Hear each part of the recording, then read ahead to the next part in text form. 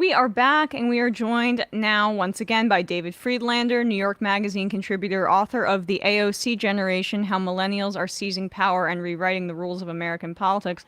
I'm quoted and interviewed in the book if people want to check it out. God, Jesus.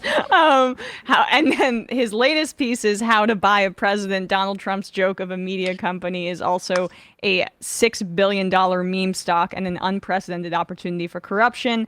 David, thanks so much for coming on the show today.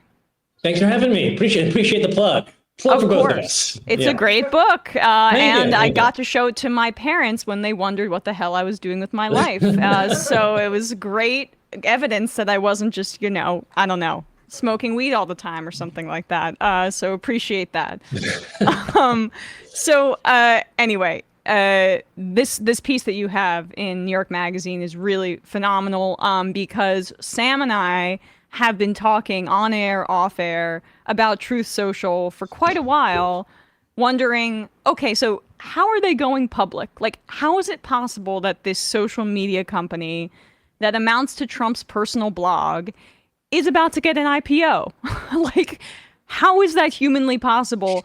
Your piece dives into that, so let's just start there.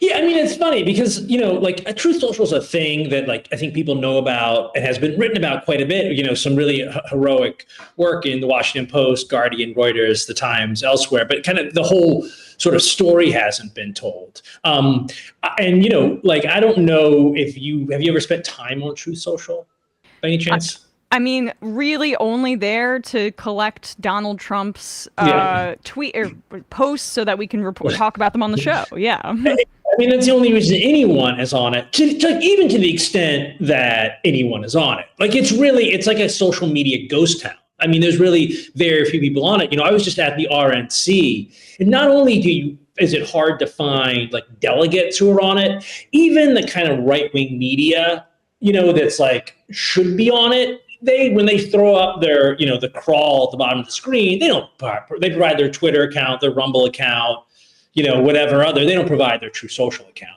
Right. So it's a social media ghost town. And what people don't realize is what happened is that Trump, he was kicked off of Twitter. He was mad about it. And then he had to be kind of persuaded to pursue this other option of a new sort of social media company. And some people who were former contestants on The Apprentice, actually, which, sort of surprising. I think that there's there's still a sort of network of former Apprentice contestants. But anyway, they came to him with this idea, and then it kind of grew. And in so growing, it sort of it attracted just all manner of reprobate, ne'er-do-well. I mean, it became just a hive of corruption almost immediately. And not all of that was from Trump, but it's just somehow you sort of, run the Trump flag up the flagpole, and all these the worst people on earth just kind of, come to it, flock to it, so to speak. So I want to read this part from your piece here, Bradley, if we could pull it up, because this is just, it's staggering. It's just a few paragraphs in, but you set the stage so well that this Trump going public here, the entity that exists because of that thought, ticker symbol DJT, last price $31.45, is something unprecedented in financial or political history. It represents a company, Trump Media and Technology Group, that has a single product, the social networking platform Truth Social. The business operates at a staggering loss and is widely considered worthless, but the stock, DJT, has a market capitalization of roughly $6 billion. That's the same as Alcoa. Its value is purely a proxy for Trump's political power. He controls 58.7% stake. It's an incredible dynamic. A presidential candidate is the majority owner of a publicly traded instrument that tracks his political fortunes, soon to result in a literal fortune that he can use any way he likes.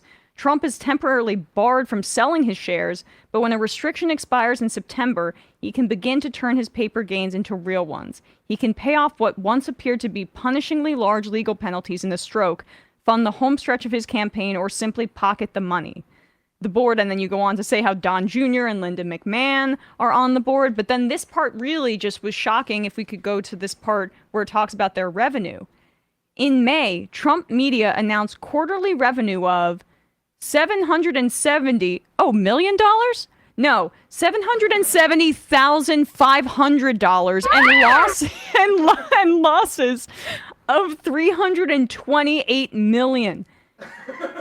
It's a company that essentially has the revenue of not even a medium-sized McDonald's franchise, says John Reckenthaler, a researcher at Morningstar. So, okay, I just wanted to read your words because it's almost, it's almost self-parody. I mean, when you lay it out like that, this looks like nothing other than a massive scam and another fraudulent attempt by Trump, who just, by the way, was convicted of 34 counts on felony charges of fraud.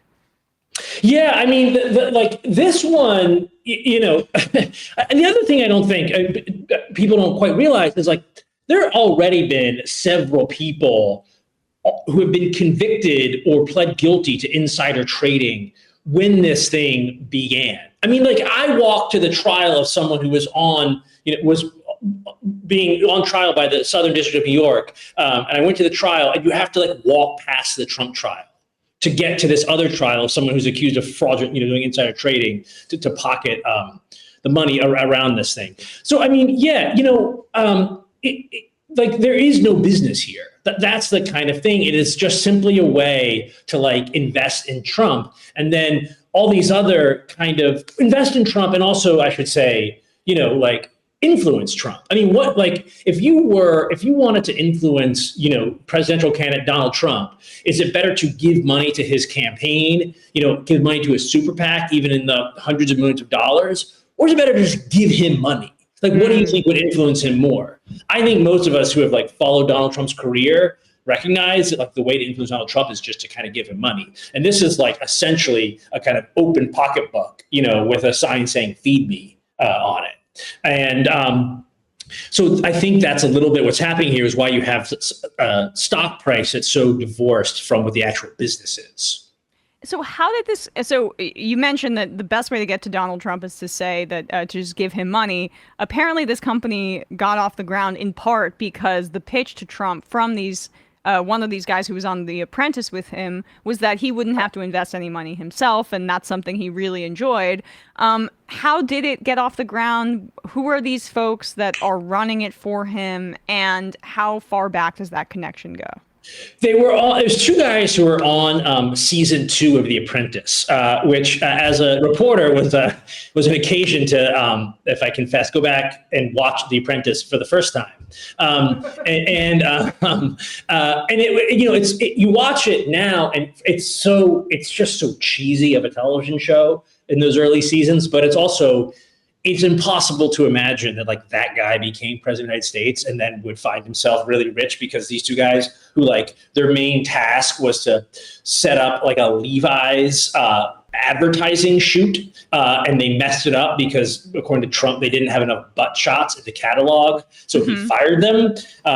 Fast forward like 15 years later, strange turn of events. One of the guys in that show has been president of the United States, and has been, led a riot on the Capitol, and then kicked off social media companies' platforms. Anyway, those guys now come back to them and say, hey, we have this great idea. What if we kind of like took you public as a stock, essentially? And if you recall, there were these SPACs, basically these vehicles at the time which were really popular to kind of take companies public. And that was how they, decided to go about this, essentially. And, the original idea, and I don't think this company will kind of ever get there for one reason or another, was to also have a video streaming component to it, to kind of be like the Netflix of the conservative media. And there were shows that were pitched like American Zumo, which was just taking, two overweight Americans and having them sumo wrestle. There were shows like, go ahead. Would you say something? No, I just incredible. Go on. Shows like there was one that was going to be a reality TV show, like the Osbournes or something that was kind of like at home with the Conways about George and Kellyanne Conway. Another show was going to be about just sort of Donald Trump golfing with Tiger Woods. These, as far as I know, if they're even in development, are not that far advanced off the drawing board. Well, something that was also fascinating in your piece was to discover what I think a lot of books and reporting had indicated, that Trump really didn't want to win in 2016, or didn't plan to win at the very least. Devil's Bargain, which is a really good book on this, dives into it, that he was trying to make money through his presidential run, and then he just kind of was beloved by the base, but he even didn't really expect to beat Hillary Clinton in many ways, and was making plans to launch his own social media company afterwards. So like the framework of this idea seemed to at least be there, but now it's just a way for him to make money where he's lost a lot through legal fees, and also just the fallout from his very toxic kind of political brand as well. Yeah, and I'm not sure. I mean, he's going to be staggeringly rich on this thing. I'm not sure people have quite like wrapped their heads around it. I mean, it is a company, with no real business, but because he owns, I think 90% of the shares or something, eventually he'll cash those out. And I mean, the estimates are that, he could make over $1 billion on this.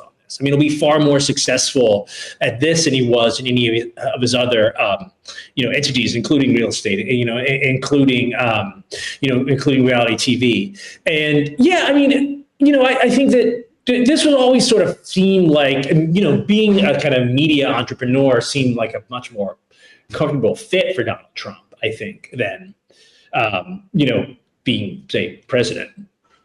Yeah, definitely.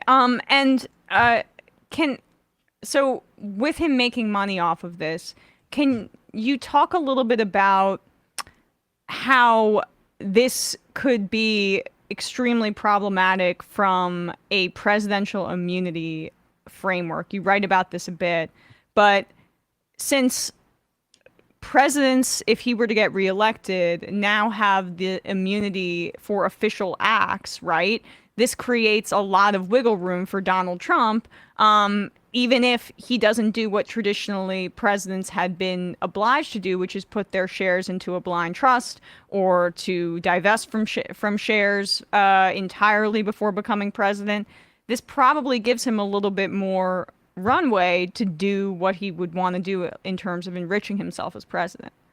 Yeah, I mean, it's remarkable. I've been reading the book, Katie Rogers, American Woman, on the sort of first ladies that's kind of around Jill Biden, and it was like complicated to get her to figure out a way that she could like teach community college in Virginia, was something that had to be like navigated by what they thought were ethics guidelines in the White House. In Trump's case, I mean, I think that the presidential immunity stuff that came down in the last Supreme Court term, like, doesn't even like we're like.